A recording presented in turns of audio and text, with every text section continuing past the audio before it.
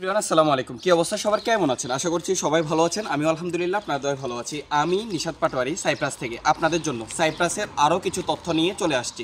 যদি ভিডিওটা ভালো লাগে অবশ্যই লাইক কমেন্ট করে আমার পাশে থাকবেন। আর যারা এখনও আমাদের আনসিন সাইপ্রাস এই ইউটিউব চ্যানেলটিকে সাবস্ক্রাইব করেন নাই, অবশ্যই সাইপ্রাসের সমসাময়িক বিষয় জানার জন্য আমাদের চ্যানেলটিকে সাবস্ক্রাইব করে আমাদের পাশে থাকবেন। যারা চ্যানেলটিকে সাবস্ক্রাইব করে আমাদের পাশে আছেন তাদেরকে জানাচ্ছি অসংখ্য ধন্যবাদ এবং ভালোবাসা।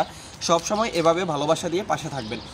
আজকে আমি কথা বলবো যে আপনারা অনেকেই ইদানিং প্রশ্ন করে থাকেন এবং অনেকেরই জানতে ইচ্ছা যে বাংলাদেশ থেকে বর্তমানে সাইপ্রাসের ফ্লাইট হচ্ছে কিনা, বা বাংলাদেশ থেকে লোক সাইপ্রাসে আসতে পারতেছে কিনা, বা বিভিন্ন অন্য দেশ থেকে আসতে পারতেছে কিনা, তাদের সেই প্রশ্নের উত্তর দিব।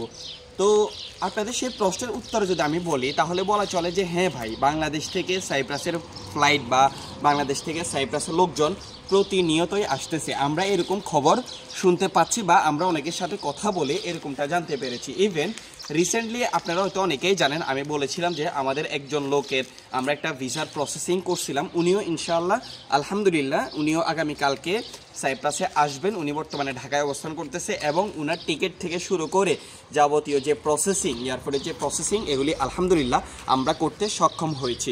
এবং আমরা আরও অনেকের সাথে কথা বলেছি যারা রিসেন্টলি কয়েকদিনের ভিতরে বাংলাদেশ থেকে সাইপ্রাসে এসেছেন, এবং আমরা ওনাদের থেকে জানার চেষ্টা করেছিলাম যে বাংলাদেশ এয়ারপোর্টে কোনো ঝামেলা হচ্ছে কিনা বা কোনো প্রকার সমস্যার সম্মুখীন হয়েছেন কিনা ওনারা।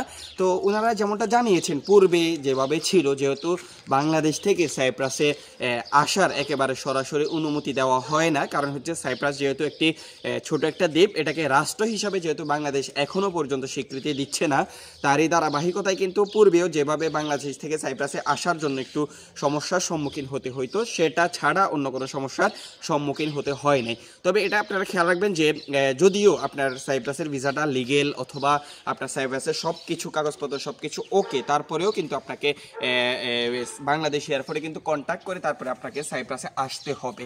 তো যেই সমস্ত সমস্যাগুলি বা যে সমস্ত প্রবলেমগুলি আগে আমাদের সম্মুখীন হতে হতো, ঠিক ওইগুলি ছাড়া কিন্তু নতুনভাবে কোনো সমস্যার সম্মুখীন হতে হচ্ছে না বলে আমরা এমনটা জানতে পেরেছি।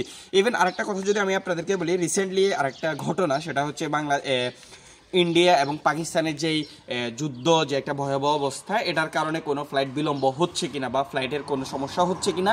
তো এই বিষয়ে যদি আমি বলতে চাই তাহলে বলবো যে না, কারণ যুদ্ধের কারণে বা কোনো ওনাদের গোলাগুলির কারণে ফ্লাইটের কোনো সমস্যা হচ্ছে না বা ফ্লাইট বিলম্ব হচ্ছে না। হ্যাঁ, তো এটাই ছিল আপনাদেরকে জানানোর। আর যদি আমাদের লোক যদি আসে অবশ্যই আমরা উনার সেই অভিজ্ঞতা আপনাদের সাথে আমরা ভিডিও আকারে শেয়ার করব। যদি ভালো লাগে অবশ্যই লাইক কমেন্ট করে দিবেন। আর যারা এখনো সাবস্ক্রাইব করেন না চ্যানেলটিকে, অবশ্যই সাইপ্রাসের সমসাময়িক বিষয় জানার জন্য আনসিন সাইপ্রাস ইউটিউব চ্যানেলটিকে সাবস্ক্রাইব করে আমাদের পাশে থাকবেন। ধন্যবাদ সবাইকে। আসসালামু আলাইকুম ওয়া রাহমাতুল্লাহ।